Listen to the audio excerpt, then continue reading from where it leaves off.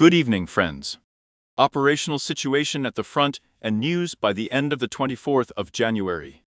We will start with you, according to the tradition of the Skabinsk-Lyman direction. We will even speak more for the Lyman direction. It means that along the Kuban and Svitovsky sections of the front, without significant changes, Russian troops continue to try both north of Sinkovka and in the area of Starch to improve the tactical situation. There were also attacks in the direction of Berestovoy, but we do not record any significant changes. Although it must be said that in a number of areas, the situation remains quite dynamic. This is referring to the direction of Berestovoy from Starch, from the area of the northern Kazemovka forest plantation, in the Lemensky direction of Makievka.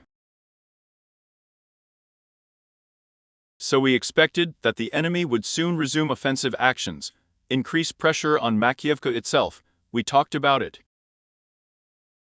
At the same time, they also referred to Alexander Siersky, who also reported that additional forces were transferred from the territory of the Russian Federation to this section of the front, to the Lymansk direction to Kremenaya, Krasnorechenskaya, and accordingly, they gradually began to pull them up to the front line. And today there are already reports that the enemy resumed pressure on Makievka from the direction of Novovodyano, as well as from the area of the site in the western direction, as in Makievka itself.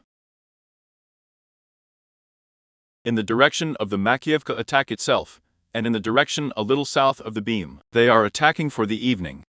We are talking about a dynamic situation without significant changes, but the enemy is trying to advance within the gray zone.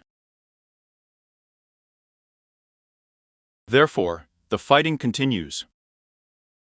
According to Serebryansky Forestry, and the direction of Thorns-Torskaya, it means Thorns and Torskaya. The enemy also does not give up trying. There are battles in a number of areas, so the pressure in the direction of Thorns, in the area of the round beam, however, has a positional character, fighting, and I also wrote in the summary that a small section was added in the direction of the gray zone Yampolovka. It means that the coordinates of one of the extreme points where the Russian troops managed to advance, this is the near Yar, the far Yar, located in the direction of Yampolovka to the T-shaped intersection with the support of armored vehicles attacked, they managed to reach. Naturally, we need to understand that the situation here is being clarified, because if there were advanced positions of the armed forces of Ukraine, it would clearly be tanks that were destroyed at least, or tanks' armored vehicles were hit. Therefore, the enemy is now exerting pressure on this sector of the front, but we do not record any significant changes, except that we have clarified the gray zone a little, but the situation is still being clarified. There are also active hostilities in the Serebryansky forest, all also in the direction of the Seversky Donets River. We do not record any significant changes. There were also battles near Bologorovka and the disputed area. I will comment, because we have said a lot, that the enemy is trying to improve the tactical situation. Previously, Russian troops attacked north of the disputed area, approximately along this area.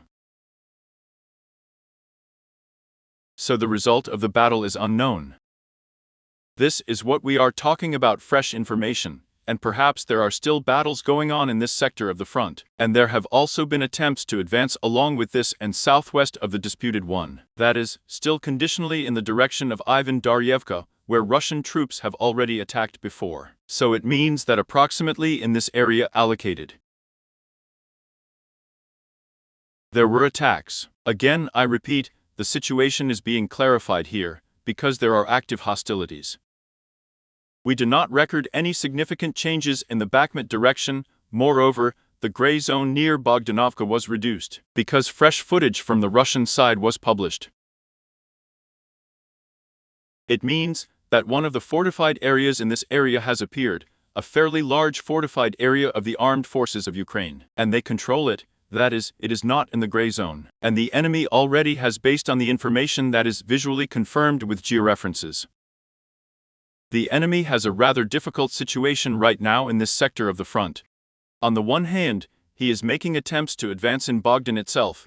In the cinema, they have a positional character, these hostilities, because the APU has been reflecting all these attacks over the past 3 weeks, and we do not record changes in Bogdanovka itself. At the same time, a number of attacks were repelled in the north. To the south, due to the fortified area, it is also possible to restrain and prevent Russian troops from stretching from the area of the Vlyanovsky nursery to the railway platform Valerianovka. There are a number of difficulties for the enemy. Therefore, we do not record any significant changes either. I would say more, gray zone adjustments have occurred. Both the Lyman direction and the Bakhmut direction, Avdeevka direction. Let's move on to it. We will start with you with a small news background. So, yesterday I commented on the evening broadcast to him about the pipe, that there is information, and I think it is plausible, I said. Because, well, first of all, the enemy has repeatedly used the mines, both in the area of work, and here in the Avdeevka industrial zone in the southeast, and at the same time. A few weeks ago there were also similar shots in Pervomaysky, where the enemy is in one of the pipes. I told you this yesterday. And today Russian resources have already published frames, photos, video frames, and also partially I have published this information.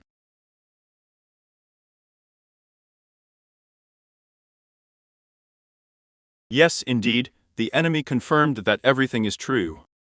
Unfortunately, they found one of the old Soviet pipes, which was filled with mud, flooded somewhere.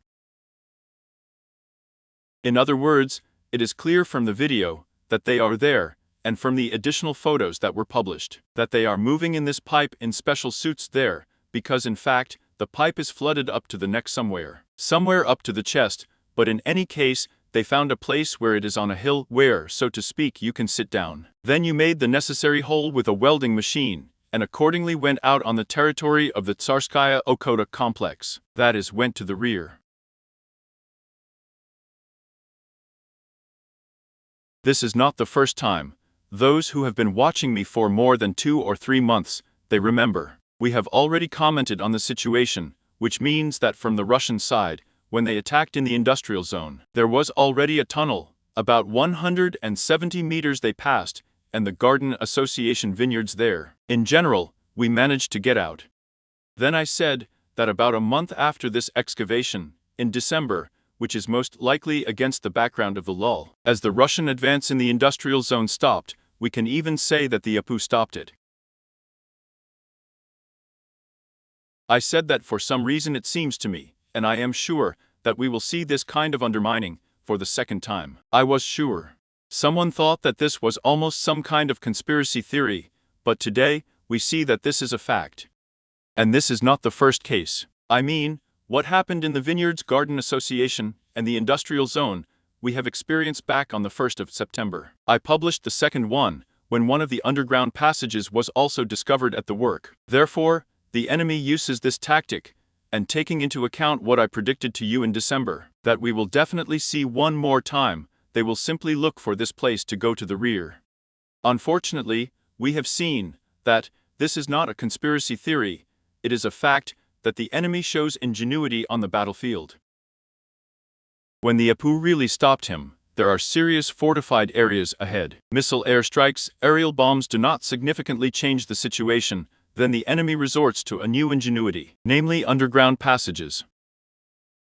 There is such a moment, it is necessary to take this into account, including in the construction of the defense line. Because, if we are talking about the defense line on Avdeevka, it was very, very effective, and naturally, any undermining they are fraught with such consequences. Now let's look at the situation in Avdeevka. This is one of the hottest spots today. We still have it on the front line. According to the Ivushka Steppe Garden Partnership and the Rainbow Garden Partnership without significant changes. According to the Tiovo without changes. Attempts were made to improve the tactical positions of the Russian troops, they managed to repel everything. At the same time, Russian troops faced a number of difficulties in the southern part of the settlement, namely along Chernyshevsky, Sportivnaya and Sobornaya streets, where they cannot confidently gain a foothold in these positions. I mean in the building, although there are basements, but still there are moments with logistics, and the operators of the APU drones do not allow them to settle down, so that logistics is adjusted.